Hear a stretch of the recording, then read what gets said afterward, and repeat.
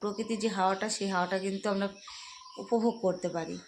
সুপ্রভাত বন্ধুরা, কেমন আছো সবাই? আশা করছি সবাই ভালো আছো, সুস্থ আছো। আবারও তোমাদের সামনে নতুন একটা ভিডিও নিয়ে চলে এলাম। প্লিজ তোমরা কেউ ভিডিওটা একটু স্কিপ করো না। এই অসহায় বোনটার পাশে দেখো সবাই একটু। বন্ধুরা, এই যে আমি সকালবেলা দেখো ঘরে একটু বসে আছি, আর ওখানে মেয়ে দেখো।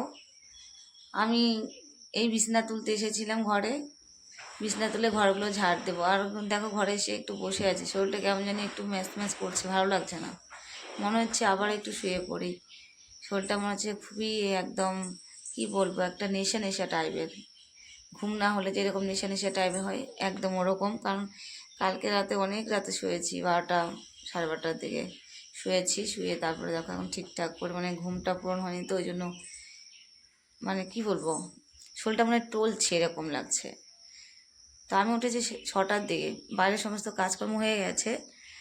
উঠান ঝাড় দিয়েছি, বাসন মেজেছি, শুধু ঘরটা ঝাড় দেওয়া বাকি আছে। আর এই যে বিছনাটা তোলার বাকি আছে। ওই যে মেয়ে দেখো ওখানে বিছনাটা তুলে নিচ্ছে। আর দেখো এই গরম ওয়েদারে দেখো আমাদের ওই যে মেয়ে দেখো ভাঁজ করছে। আমাদের এখনও কম্বল গায়ে দিতে হচ্ছে, চিন্তা করো।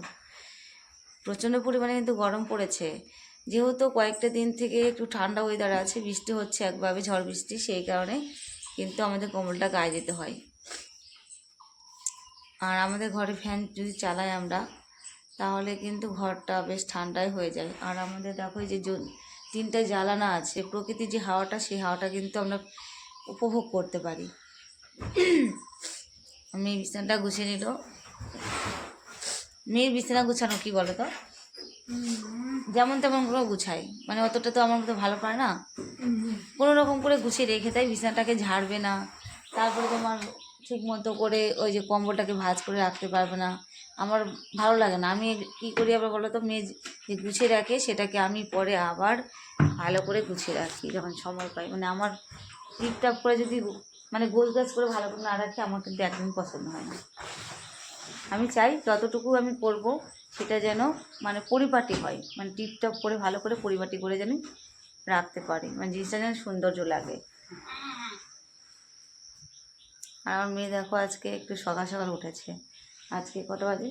7টা 10 বাজে। তো এখন আমার মেয়েও বই নিয়ে বসছে। কারণ তোমরা তো জানো না অনেকেই যে আমার মেয়ে বাড়িতেই পড়ে, টিউশন দিতে পারিনি টাকার অভাবে। কারণ টিউশন দিলে মাসে 500-500 টাকা করে নেয়। আমার তো ক্ষমতা নেই অতটা, কী বলবো, আর্থিক দিক থেকে মানে সমস্যা আছে আমি, তোমরা তো সবাই জানো। তো সেই জন্য ওকে আমি টিউশন দিতে পারিনি। তো বাড়িতে পড়াশোনা করে। আর আমি তো সময় পাই না ওকে নিয়ে একটু যে বসাবো, আমি সময় পাই না সেরকম। তোমাদের একটা কথা বলি, আমি মেয়েকে কিন্তু প্রাইভেট দিতে পারিনি টাকার অভাবে। কারণ আমাদের তো টাকা পয়সার আর্থিক দিক থেকে খুবই সমস্যা, তোমরা কম বেশি সবাই জানো। তো মেয়ে সেই জন্য বাড়িতেই মানে পড়তে বসে, যে মেয়েকে কেউ একটু পড়াশোনা শেখাবে সেই মানুষটা আমাদের নেই। কি বলবো বলো বন্ধুরা, তোমরা একটু প্লিজ আমাদের ভিডিওগুলো বেশি বেশি করে শেয়ার করো, আর ফলো করো, সাবস্ক্রাইব করো, যাতে আমরা এখান থেকে কিছু করে ছেলে মেয়ে দুটোকে আমি মানুষের মতো মানুষ করতে পারি, আর ওদেরকে আমি প্রাইভেট দিতে পারি। আর আমরা এখান থেকে কিছু করতে পারলে আমরা একটু খেয়ে বেঁচে থাকতে পারবো। তোমরা একটু প্লিজ আমাদের সাপোর্ট করো বেশি বেশি করে, যেন আমরা এখান থেকে কিছু করতে পারি। আর ছেলে মেয়ে দুটো খুবই কষ্ট করে দেখো, পড়াশোনার দিক থেকে বলো, খাওয়ার দিক থেকে, সব দিক থেকেই। বাড়িতে পড়লে কতটা পড়বে বলো, একা একা যেহেতু বুঝতে পারে না। আর প্রাইভেট দিলে পড়াটা চট করে ধরতে পারে, মানে বুঝতে পারে, সেই লোকটা নেই। আর আমি তো ওদেরকে মানে পড়াতে পারি না, সময় দিতে পারি না। সারাদিন আমি মাকে বাইরে বাইরে থাকতে হয়, সেই জন্য কিন্তু আমি সময়টাও দিতে পারি না মেয়ে ছেলেকে। যাতে আমরা এখানে দুটো টাকা তোমাদের ভালোবাসায় এখান থেকে যদি কিছু করতে পারি, তাহলে আমি এই যে প্রাইভেট পড়তে পারবো। টাকার জন্য প্রাইভেট পড়তে পারি নাও, তাদের নাও তাড়াতাড়ি। আমার অনেক আশা স্বপ্ন পড়াশোনা করার। নিয়ে বাবু তাড়াতাড়ি